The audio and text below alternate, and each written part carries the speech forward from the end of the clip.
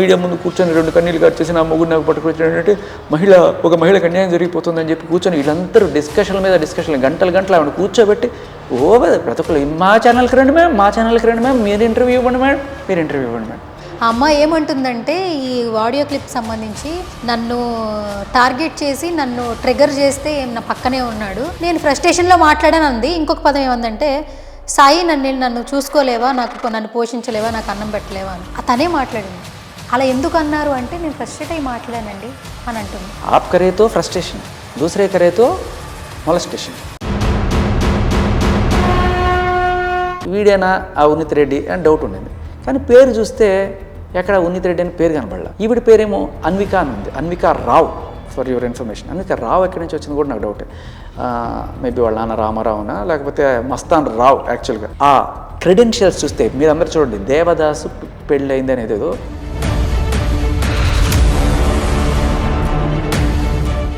ఈ పుణ్యమైన వాళ్ళకి వ్యూస్ కూడా పెరుగుతాయి.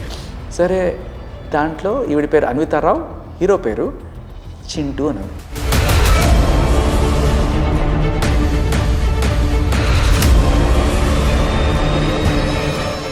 రాజ్ తరుణ్ ఫస్ట్ మీడియాతో ఇంటరాక్షన్ అయినప్పుడు మస్తాన్ సాయి అనేవాడు లావణ్య మీద కంప్లైంట్ ఇచ్చాడు, ఎఫ్ఐఆర్ కూడా ఇది అని చూపించాడు.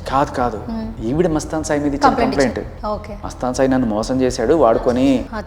అక్కడ ఆల్రెడీ రాజ్ తరుణ్ అని చెప్పి మస్తాన్ సాయి వాడుకొని నన్ను మోసం చేశాడు అని చెప్పి పెళ్లి చేసుకోవాలని చెప్పి కంప్లైంట్ ఇచ్చాను. సో ఇక్కడ నేను కంప్లైంట్ తీసి చూస్తే షాకింగ్ విషయాలు. కుక్కని కొట్టినట్టు కొడుతుంది, కాలుతో తంతుంది, కూతులు తిడుతుంది, అమ్మలను తిడుతుంది. పడకపోతే బయటకు వచ్చి నీ మీద రచ్చ చేస్తా, నాగార్జున దగ్గరికి వెళ్తా, అన్నపూర్ణ స్టూడియోస్కి వెళ్తా, నీ కెరీర్ లేకుండా చేస్తా. అబార్షన్ చేయించాడు అని కొన్ని ఫోటోస్ బయటకు వచ్చాయి. ఫిజికల్గా కూడా హెరాస్ చేశాడని కొన్ని బాటిల్తో కొట్టిన అంటే బ్లడ్. మస్తాన్ సాయి చేసిన విజువల్స్ రాజ్ తరుణ్ వాడేశారా? యాక్చువల్గా నిజం చెప్పాలంటే అది కొన్నే ఆ విజువల్స్. ఈవిడికి ఈ గొడవ పెట్టుకునే తత్వం ఇక్కడ కాదు, ఇంకా చాలా చోట్ల ఉంది. ఈవిడ ఉంటున్న కోకాపేట విల్లా ఏదైతే ఉందో అక్కడే ఆ చుట్టుపక్కల ఉన్న నైబర్స్తో ఒక ఆవిడతోటి, పెద్ద ఆవిడ కూడా ఆ గొడవలో తగిలిన దంపతి. కావాలంటే ఆ సీసీటీవీ ఫుటేజ్ కూడా దొరుకుతుంది.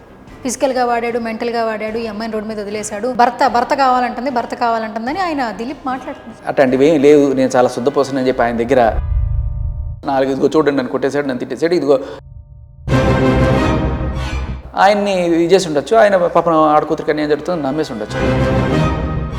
ఒకటే టైంలో నువ్వు ఇద్దరితో ఉన్నట్టు నువ్వు ఒప్పుకుంటున్నావు అంటే నీ క్యారెక్టర్ని ఎవరు బ్యాడ్ చేస్తున్నారు?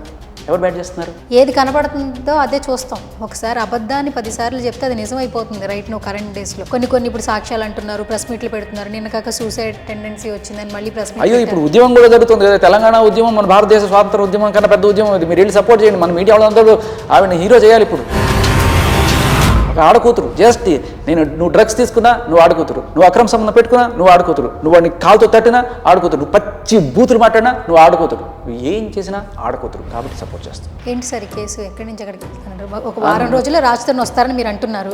మస్తాన్ సాయి కూడా బాధితుడే. తప్పుడు కేసు మస్తాన్ సాయి మీద పెట్టింది. ఎందుకంటే మీడియాలో వాళ్ళకున్న సానుభూతి వాడుకొని ఇంత దారుణంగా మగాళ్ళని హింసిస్తున్నారు. మస్తాన్ సాయిని హింసించింది, రాజ్ తరుణ్ ఇప్పుడు హింసిస్తుంది. రాజ్ తరుణ్కి ఏమైనా థ్రెటింగ్ కాల్స్ వచ్చాయా, లేదా కస్టడీలో తీసుకుంటామని బెదిరింపు కాల్స్ వచ్చాయా? వీళ్ళందరికీ తెలుసు, కానీ ఎఫ్ఐఆర్ పెట్టడం కూడా నిజంగా నన్ను అడిగితే తప్పు. అమ్మాయి చెప్పింది తప్పు, క్లియర్ కట్ తప్పు. గుంటూరులో మస్తాన్ సాయి మీద కేసు పెట్టారు, దాని గురించి నువ్వు ఇక్కడ ప్రస్తావించావా? లేదు. ఆయన అదే చెప్తున్నాడు క్లియర్గా. అవి మూవ్ ఆన్ అయిపోయిందండి, ఇప్పుడు మూవ్ ఆన్ అయిపోయింది లేదు. దాని గురించి ఎక్కడ మస్తాన్ సాయి అనే ప్రస్తావన లేకుండా కంప్లైంట్ ఇచ్చేసి పోలీసులు తప్పుదోవ పట్టించావు. డ్రగ్స్ కేసులో తప్పుదోవ పట్టిస్తున్నావు, ఈ కేసులో తప్పుదోవ పట్టిస్తున్నావు, అండ్ ఏకంగా పోలీసుల మీదే మీరు లంచాలు తీసుకుని నన్ను బుక్ చేశారని చెప్పి ఇండైరెక్ట్గా ఆరోపిస్తున్నావు నువ్వు.